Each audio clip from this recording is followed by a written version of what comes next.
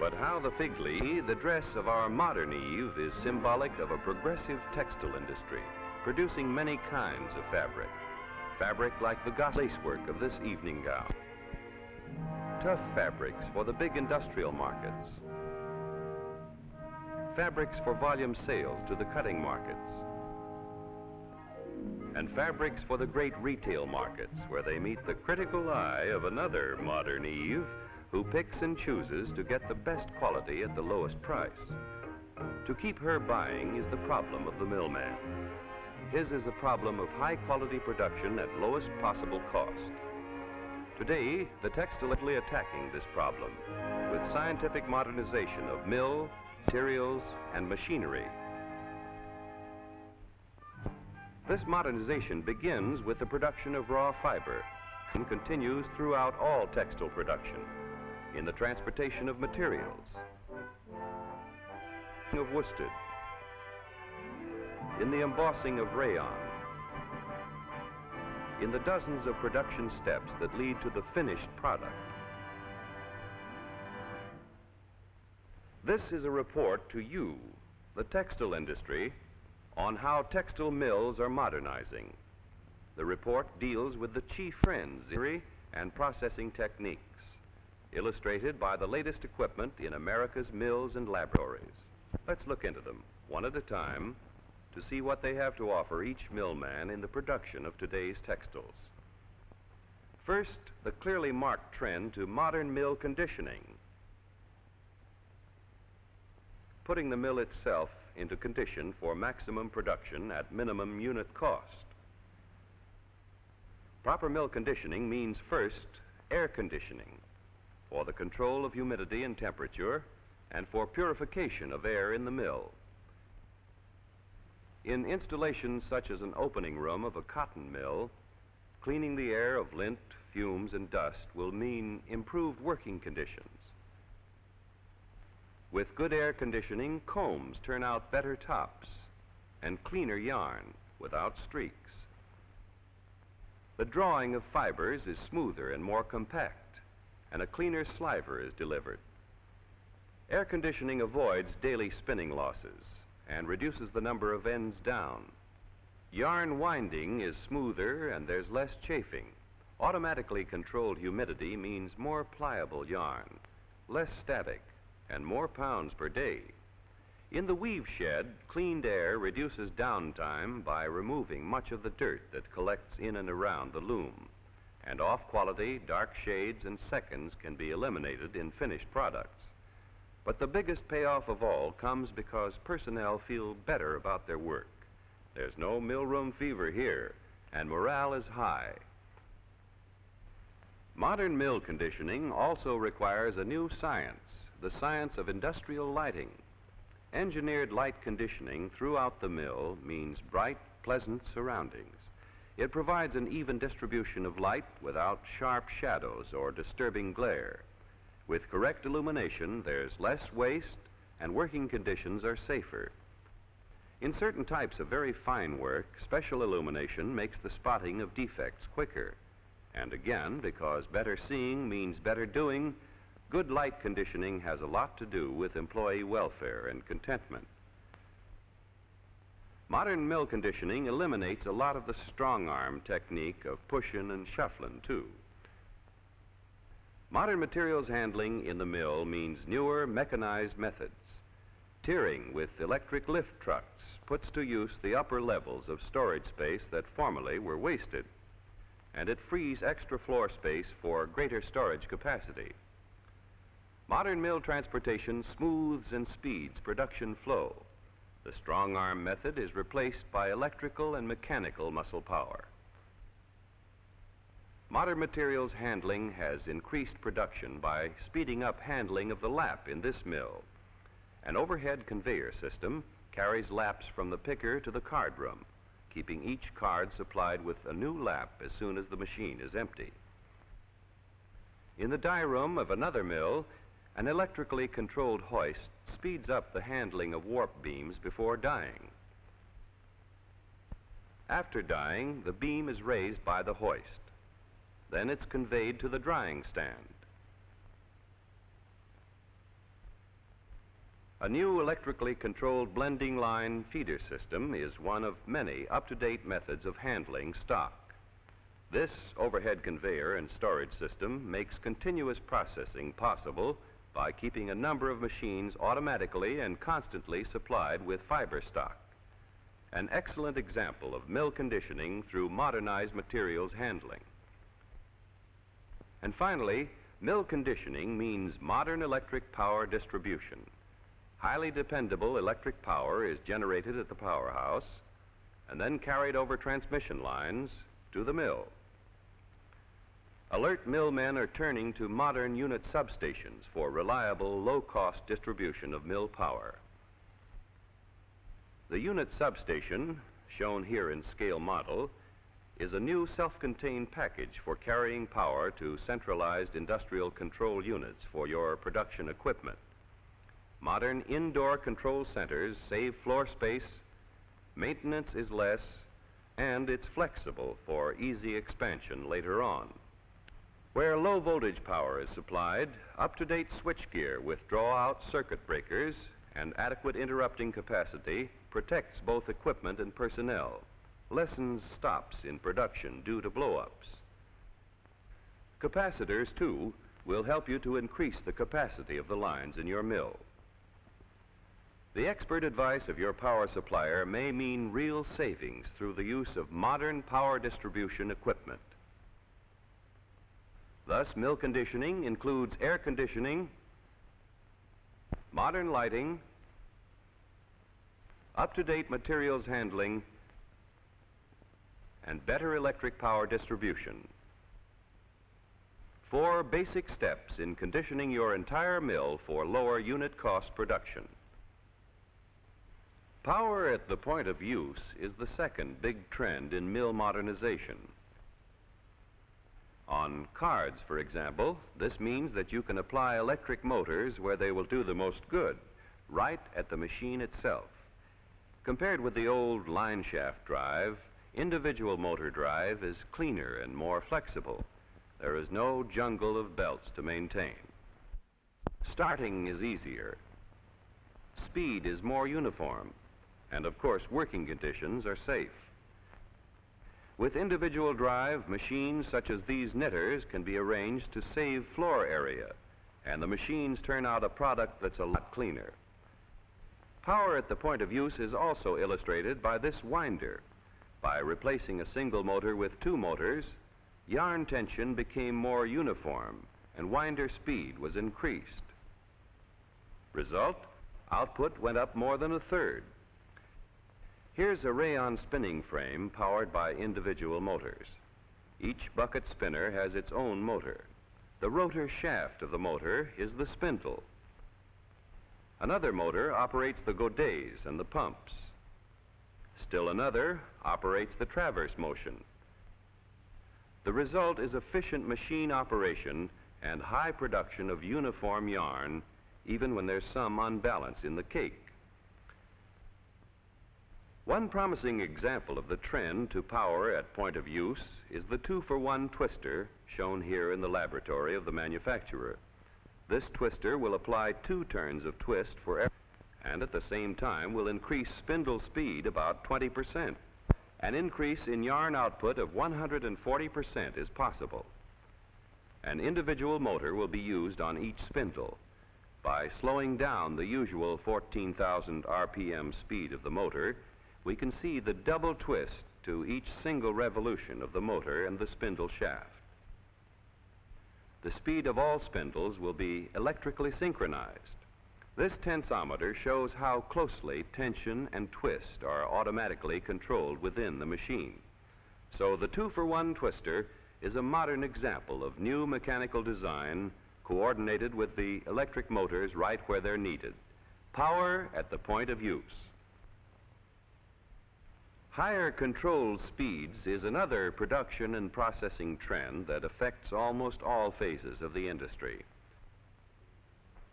In spinning, higher controlled speeds are being achieved by a pilot installation of an adjustable speed drive for spinning frames.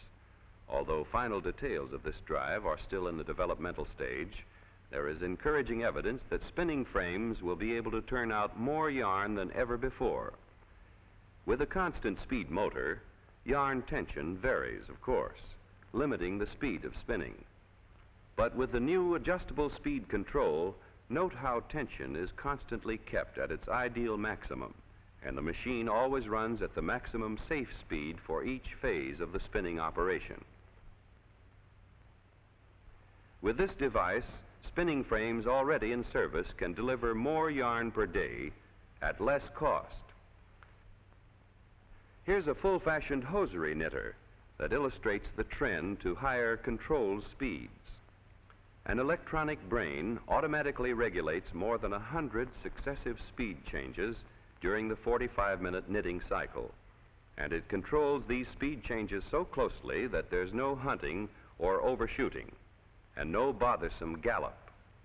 At every stage, the fastest safe speed is provided, and the finished product is very, very well made. The product, that is. Another kind of knitting machine, a circular knitter, also is controlled electronically. A push of a button at the start of the shift, and the nylon stocking knitter automatically makes the welt with reinforcing yarns, knits the sheer leg, reinforces the heel with extra yarns, then the foot and the toe. A complete seam-free stocking in 17 minutes. And this goes on all day long, automatically. The operator simply comes around to collect the stockings and replace the yarn packages. A new warper drive is another example of the trend to higher control speeds. This drive will handle yarns of any fiber or filament, no matter how delicate they are, because speed is controlled electronically.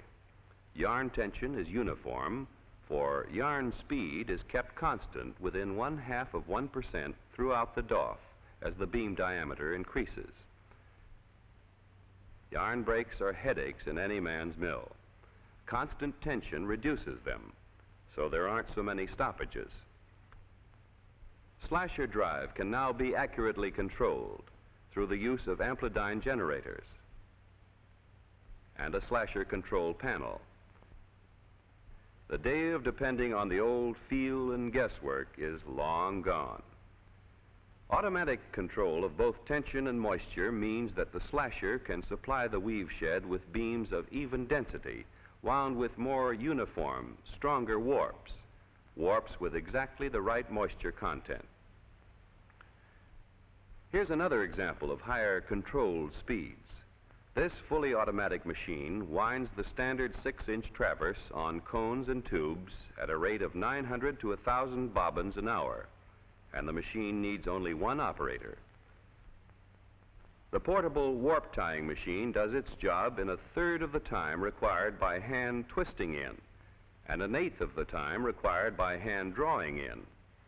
It will tie warps for similar patterns but different colors just as easily as it will tie identical patterns. The machine works directly behind the loom, so there's no need for removing, transporting, and resetting your weaving element, and loom downtime is cut. In a few minutes, you're ready for the next loom. In rug weaving, electronic drive on an Axminster loom permits properly controlled speeds. The wides can operate at its highest control speed when in production. Electronic drive means controlled acceleration and deceleration. The result? Better rugs and more of them. The need for higher control speeds brought about the development of this cotton loom that runs 24% faster than the older one it replaced, but turns out 40% more cloth. This jump in production isn't due entirely to the jump in speed. The loom has larger diameter beam heads, it uses a bigger filling package, and you can count on it for long, steady service. This loom is equipped with an individual drive motor. New, completely enclosed loom drive motors are smaller, but they deliver the same amount of power. Motors of this type include this one with a built-in flywheel, shown here with the cover removed. These motors may be equipped with a synthetically insulated cable that prevents shorts, fire, and production delay. A significant development in the trend to higher production speeds is this new weaving machine. It uses individual picks in the filling instead of the usual continuous filling. No bobbin winding here, very little wear on the warp, and you get uniform filling tension. A modern example of higher controlled speeds. Finer quality control is another important trend in today's textile making methods. For better quality sliver, less fly, and an improved product, there's the vacuum card stripper. In this device, there's no brush to touch the clothing. The vacuum stripper has cut direct stripping costs and at the same time boosted output. The modern pin drafter includes even the very shortest fibers as it levels out and reduces the fibers. It will hold the uniformity of this 30s yarn closely to half a count. This finer control of quality can result in a saving of as much as 35% in the final cost of the product. The machine is used here for worsted yarns, but it will also handle synthetics or blends. In knitting, finer quality control requires correct tension as the yarn is fed from the beam. A new electronic beam let-off control for tricot knitters has been developed to regulate warp tension. This control permits tension in both hand operation and running operation. In this application, electricity does its work by feeling, while in the weft straightener, it does its work by seeing. The photoelectric eye just takes a steady look at the cloth going through the tenter. When it sees skew, it sets it true, and it will do this even when the tenter is operating at top speed. By eliminating skew, it cuts down inspection time later on, and it makes possible more accurate cutting and making up. It takes over for the operator's eyes and nerves. And best of all, automatic electric weft straightening adds value to the product. Finer quality control in inspection is also possible by using stroboscopic lights. There's a lot of wear and tear on eyes when trying to inspect speeding cloth. But with stroboscopic lights, the weave appears to stand still, and inspection is easy and accurate. This equipment, used here on a tenter, can be used for finer quality control of printed pattern material and in several other ways. A modern batcher drive, all electrically controlled, keeps tension uniform during beam winding operations. By keeping correct cloth tension, this drive prevents crushing of the inner layers of cloth during the winding, promotes smooth roll ends, safeguards the texture and finish. This new die jig illustrates the trend to finer quality control. Consistent, unvarying die work depends on consistent, unvarying tension in the cloth. In this machine, tension is closely controlled electrically. Then to check dye and fabric colors and check them accurately and scientifically, there's the spectrophotometer. This instrument can detect and record more than 2 million different colors. It measures colors mathematically, and it does the job right the first time. The spectrophotometer enables the mill to produce uniform colors in succeeding batches and repeat orders, so there aren't likely to be complaints from customers. It permits exact matching to international color standards, and the answer is always graphically recorded. Still another instrument for finer quality control is the electronic tensile tester. By compensating for instrument and cloth characteristics, it gives a smooth test at a constant rate of stress, so it's really accurate. This accuracy is made possible by applying automatic electronic control to the pendulum-type tensile tester. For finer quality control of either fiber or roving, an air orifice system of measurement is proving successful. Here is this instrument in a laboratory. Measuring by air pressure the thickness or thinness of a section of cotton roving.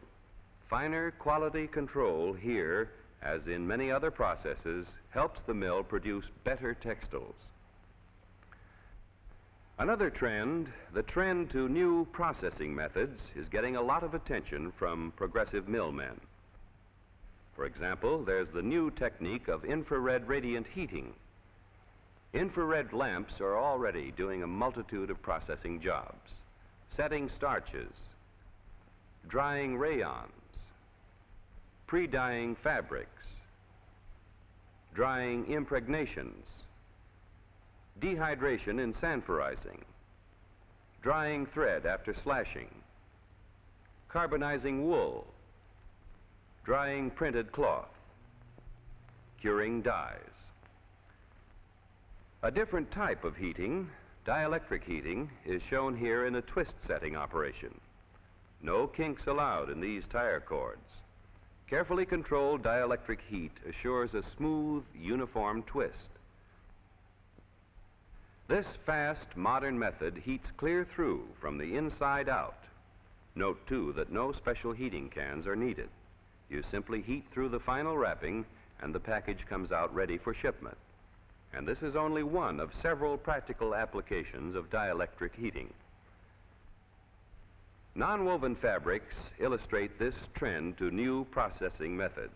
For example, this material is made by blending cotton and rayon fibers, then bonding instead of weaving them. Then there's an entirely new and different process of making pile fabrics of great density and with long-wearing qualities. With this method, flock is propelled electrically onto cloth backing that has been coated with adhesive. The fibers hit the backing squarely and stick, forming a thick, durable pile. Plain pile fabric for shoes can be made by this process. So can embroidery material, automobile rugs, and fabrics for other applications. From the trend to new processing methods, let's turn to the final chapter in this report: continuous processing, one of the most important production and processing trends in the textile industry. Range operation, continuous processing with two or more machines operating in tandem as a common length of fabric moves through them without interruption.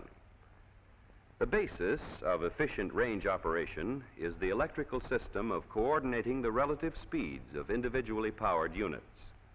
The range will accelerate quickly, it will decelerate smoothly, and run steadily with just the right fabric tension automatically maintained at each individual unit. The electric drive will provide speeds as fast as processing techniques will allow. A compensating gate is one of the most commonly used control devices for the coordination of range speed and fabric tension. Another type of automatic control uses the photoelectric eye to scan a loop in the fabric. Or so-called soft motors can be used, where the warp of the fabric is strong enough itself to act as a control belt, and thus slow down or speed up the motors for correct tension. This is the principle of electrically coordinated adjustable speed range drive, continuous processing for bleaching, washing, dyeing and soaping, printing and plain finishing.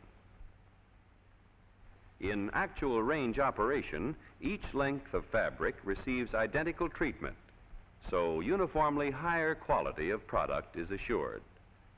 The handling of material between machine units is done away with, and in-between losses are reduced. Continuous processing cuts down power and maintenance costs, and production is increased. More goods from the mills of America. Mills who are following these progressive production trends to tomorrow's textiles. Mill conditioning for maximum overall mill production. Power at the point of use, putting electric motors right where they're needed to increase machine production. Higher controlled speeds to closely coordinate each step in fabric making. Finer quality control to meet the growing demand for better textiles. New processing methods to help solve old problems and create new markets. And continuous processing, the modern textile technique of mass production by range-driven equipment. These are the trends to the future, illustrated by some of the machinery and electrical equipment that will lower the cost and increase the production of textiles. in America and throughout the nations of the world. Textiles Unlimited.